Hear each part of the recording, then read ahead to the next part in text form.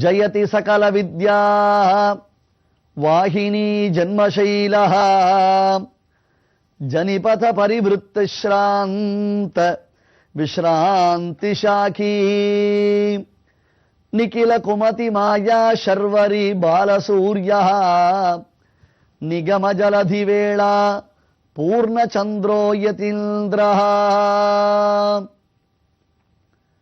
இந்த ஆச்சரியமான ஸ்லோகத்தில் சுவாமி ராமானுஜருடைய பல்வேறு நிலைகள் வர்ணிக்கப்படுகின்றன. சுவாமி தேசிகனாலே ஒரே எம்பெருமானார், ஒரே யதிராஜர், ஒரே லக்ஷ்மண முனி.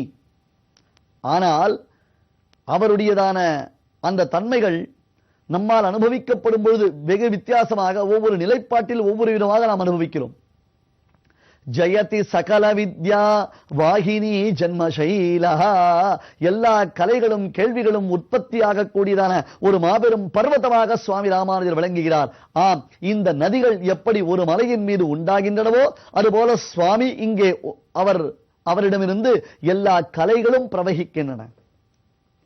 எல்லா கலைகளுக்கும் ஆதாரமாக இருக்கிறார் சுவாமி. அறியாததான கலைகள், அறியாததான கல்விகள் என்பது எதுவும் இல்லை என்பது துணிவு. ஸ்வதந்திரம் சர்வதந்திரேஷு என்று பெரியோர்கள் இந்த சம்பிரதாயத்தைச் சேர்ந்த ஆச்சாரிய பெருமக்களை கொண்டாடுகிறார்கள் என்றால் அவர்களுக்கு உரியதான பெருமை எப்படி இந்த பிரதமாச்சாரியரான சுவாமி ராமானுஜரால் தானே ஏற்பட்டது. அடுத்தது ஜனிபத பரிவிருத்த ஸ்ராந்தி ஸ்ராந்த விஸ்ராந்தி சாகி. இந்த சம்சாரம் என்பது பெரிய பாலைவனம். கடும் கோடையில் ஒருவன் பாலைவனத்தில் சஞ்சாரம் செய்தால், பாலைவனத்தில் பயணம் மேற்கொண்டால் அவன் நிலை எப்படி இருக்கும்? ஐயோ, எவ்வளவு கொடியது! அவன் எவ்வளவு துயரத்திலும் துன்பத்திலும் ஆழ்ந்திருப்பான். அவனால் என்ன செய்ய முடியும்? அது போன்றதொரு நிலை நமக்கு என்ன தெரியுமா? நாம் ஏதோ பரமசுகம், பரம சௌக்கியம், பரம ஸ்ரேயஸ், பரம ஆனந்தம் என்று சாதாரணமாக இந்த உலகத்தில் உள்ளதான விஷயங்களை எல்லாம் அனுபவித்துக் கொண்டு அதனையே பெரும் பாக்கியமாக நினைத்து இருமாப்புடன் இருக்கிறோமே. உண்மையில் இவை அனைத்தும் நம்மை அழிக்கக்கூடியது, நம்முடையதான தாபத்தை வளர்க்கக்கூடியது. ஆத்தியாத்மிக, ஆதிதெய்வீக, ஆதிபௌத்திகம் என்பதாக நமக்கு ஏற்படக்கூடிய 3 விதமான தாபங்கள் சாஸ்திரங்களில் விளக்கப்படுகின்றன. இவற்றையெல்லாம் விளக்கிச் சொன்னோமேனால் ஒரு இரவு கூட நமக்கு தூக்கமே வராது. அந்த அளவிற்கு நமக்கு சம்சாரத்தில் துன்பங்களும் துயரங்களும் நிறைந்துள்ளன. அது தெரியாமல் ஏதோ ஈஷத் போகம், கிஞ்சித் போகம் என்று அல்பமான அந்த சுகங்களை எல்லாம் பெரியதாக நினைத்து இருமாப்பு எய்துகிறோம். இது மிகவும் தவறு. அப்படி சம்சார பாலைவனத்தில் கடும் கோடையில் பயணம் செய்வதைப் போல பயணம் செய்திருக்கக்கூடிய நமக்கு களைப்பு மேலிடுகிறது. நாம் உலர்ந்து போய்விட்டது, மயக்கம் வருகிறது, கீழே அந்த மணல் சூடு தாங்க முடியவில்லை. இந்த இடத்தில் பெரியோர்கள் மிகச்சிறப்பானதொரு வியாக்கியானத்தை செய்து காண்பிக்கிறார்கள். என்ன தெரியுமா? அதாவது ஒரு விஷயம் ஆராய்ந்து பாருங்களேன். ஒருவன் ஒரு போக்கிரி, அந்த போக்கிரியுடன் மற்றொருத்தன் நட்புடன் இருக்கிறான். இப்பொழுது இந்த இருவரில் யார் போக்கிரி என்றால் சுவாபாவிகமான போக்கிரியை விட அவனிடத்தில் நட்பு பூண்டவன் இருக்கிறானே அவன் படா போக்கிரியாக இருப்பான். எதை போல? சூரியன் தப்பிக்கிறான். கோடை காலத்தில் சூரியனுடைய உஷ்டமான அந்த கிரணங்கள், கதிரவனுடைய கிரணங்களை தாங்க முடியாமல் நாம் தவிக்கிறோம். அந்த சமயத்தில் கையில் கொடை இல்லை, இருந்தாலும் நம்மால் நடந்து செல்ல முடிகிறது.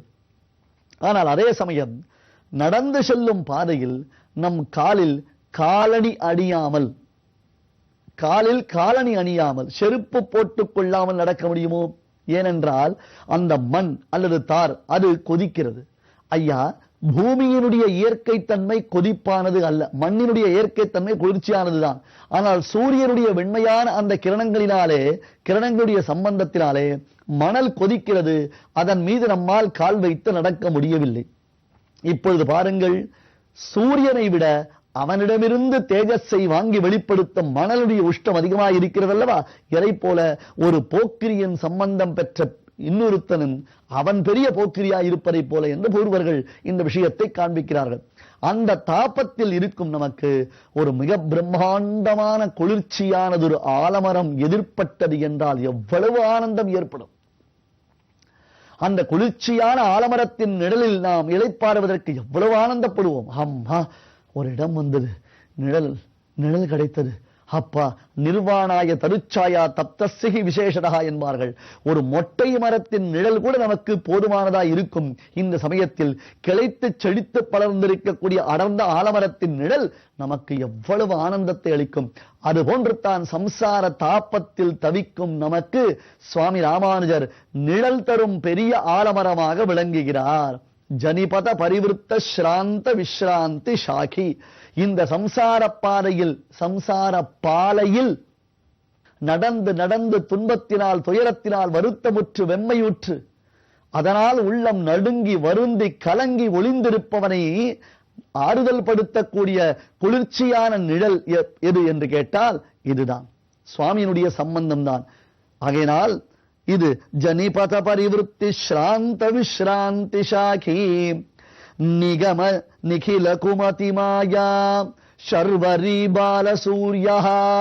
அடுத்தது நிகில குமதி மாயா ஷர்வரி. இந்த உலகம் முழுவதும் மாயை, மாயையினால் சூழ்ந்திருக்கிறது, எதுவும் உண்மையில்லை, எல்லாம் பொய் என்பதாக ஒரு மாயையை உண்மையாக பிரச்சாரம் செய்பவர்களினாலே இந்த உலகம் முழுவதும் இருளில் ஆழ்ந்து விட்டது. இந்த உலகம் முழுவதும் பொய் பிரச்சாரத்தினாலே இருளில் ஆழ்ந்து விட்டது. மக்கள் அனைவரும் அறியாமை என்னும் இருளில் முழுகி தவிக்கிறார்கள். அவர்களுக்கு உண்மை தெரியாமல் கலங்கி விட்டார்கள். அந்த சமயத்தில் சுவாமி ராமானுஜருடைய அவதாரம் என்பது ஷர்வரி பாலசூரியா. ஆம், ஒரு மிகச்சிறந்ததான இளம் சூரியனானவன் உதித்த பொழுது இரவு முழுதும் குடிகொண்டிருந்ததான இருள் எப்படி அது ஓடி ஒளிந்து கொள்ளுமோ அதுபோல சுவாமியினுடைய அவதாரம் ஏற்பட்டதினாலே மாயை எல்லாம் பொய், எல்லாம் பொய், எல்லாம் பொய் என்று சொன்னவர்களுடையதான அந்த பொய்வாதமானது, இருளானது அகன்று விட்டது. எம் பெருமானாராம் எம் ராமானுஷனாகிற சூரியன் இந்த உலகத்தில் உதித்த பொழுது நாட்டிய நீசச் சமயங்கள் மாண்டன என்று திருவரங்கத்த முதலார் அருளி செய்த அந்த நூற்றந்தாதியின் பொருளை பன்முறை நாம் கீழே பார்த்துள்ளோம் அல்லவா? நிகில குமதி மாயா ஷர்வரி பாலசூர்யா. அந்த ஷர்வரி இருளகற்றும் சூரியனாக, சூரிய கோட்டி சமப்பிரபனாக பிரகாசிப்பவர் எம் ராமானுஷன். நிகம ஜலதி வேளா பூர்ண சந்திரஹ யதீந்திரஹ. அடுத்தது அவரை சூரியனாக உருவகப்படுத்தினார். இப்பொழுது சந்திரனாக காண்பிக்கிறார். கதிர்மதியம் போல்முகத்தான் என்ற ஆண்டாள் நாச்சியார் எம்பெருமான் விஷயத்தில் ஒளிச்சதை இங்கே சுவாமி தேசிகன் காண்பிக்கிறார். முதலில் சூரியன், இப்பொழுது சந்திரன். நிகம ஜலதி வேளா பூர்ண சந்திரோ யதீந்திரஹ. நிகம ஜலதி வேளா. பௌர்ணமி தினங்களில் கடற்கரைக்கு சென்றோமையானால் அன்றைய தினத்தில் கடலில் ஆர்ப்பரிப்பு அதிகமாயிருக்குமாம். அதாவது பௌர்ணமி சந்திரனுடைய உதயத்தில் சமுத்திரத்தில் அலைகளானது கிளர்ந்து எழும். ஒரு சந்தோஷத்தில், ஒரு ஆனந்தத்தில் அந்த அலைகள் ஆர்ப்பரிக்கும். இப்பொழுது நிகம ஜலதி வேளா. நிகமம் என்றால் வேலம். அமாவாசை என்று சமுத்திரத்தில் அப்படி ஒரு ஆர்ப்பாட்டம் உண்டாகுமோ, ஆர்ப்பரிப்பு ஏற்படுமோ? பௌர்ணமி அலைகள் என்று சொல்லுகிறார்கள் அல்லவா? ஏனென்றால் சந்திரோதயத்தில் தான் அலைகளுக்கு ஆனந்தம் உண்டாகும். தற்பொழுது வேதம் என்பது ஒரு பெரிய சமுத்திரம். இதுவரையிலும் வேதத்திற்கெல்லாம் பொருள் சொன்னவர்கள் எப்படி சொன்னார்கள்? அமாவாசையை போன்று அவர்களுடைய பொருள் அந்த வேதம் என்னும் பெரும் சமுத்திரத்தை அமைதியாகவே வைத்திருந்தது. வேதம் என்னும் சமுத்திரத்தின் பெருமை தெரியாமலேயே இருந்தது. வேதம் என்னும் சமுத்திரத்தின் பிரபாவம் விளங்காமலேயே இருந்தது. ஆனால் சுவாமி ராமானுஜர் அவதாரம் செய்தார். இதற்கு முன் அடியில் வர்ணிக்கும் பொழுது ராமானுஜரை விசேஷமானதொரு சூரியனாக வர்ணித்தார் அல்லவா? தற்பொழுது சந்திரனாக வர்ணிக்கும் பொழுது நிகம ஜலதி வேளா பூர்ண சந்திரா யதீந்திரஹ.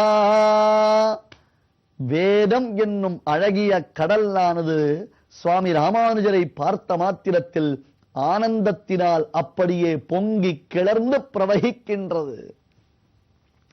அதன் அலைகள் ஆர்ப்பரிக்கின்றன. பேதஸ்ருதி, அபேதஸ்ருதி, கடகஸ்ருதி என்பதான அந்த 3 விதமான ஸ்ருதி வாக்கியங்களான அலைகள் எல்லாம் அங்கே ஆர்ப்பரிக்கின்றன. எப்பொழுது? ராமானுஜருடைய அவதாரத்தினாலே. இந்த ஸ்லோகத்தில் சுவாமியை 4 விதமாக வர்ணிக்கிறார். ஜெயதி சகல வித்யாவாகினி ஜன்மசைலா, எல்லா கலைகளும் உற்பத்தியாகக்கூடிய மாபெரும் மலை. ஜனிபத பரிவிருத்தி ஸ்ராந்த விஸ்ராந்தி ஷாகி, சம்சாரம் என்னும் பாலையில் களைத்தவர்களுக்கெல்லாம் நிழல் தரும் மரம். நிகில குமதி மாயா சர்வரி பாலசூர்யா, மாயை என்னும் இருளை அகற்றக்கூடிய மாபெரும் சூரியன். நிகம ஜலதி வேளா பூர்ண சந்திரோ யதீந்திரா, வேதம் என்னும் அழகிய பார்க்கடல், வேதம் என்னும் அந்த கடலானது அது பொங்கிக் கிளறும்படியாக உதிக்கக்கூடிய சந்திரன் என்று ராமானுஜர் வர்ணிக்கப்படுகிறார். ஸ்ரீமதே ராமானுஜாய நமஹா.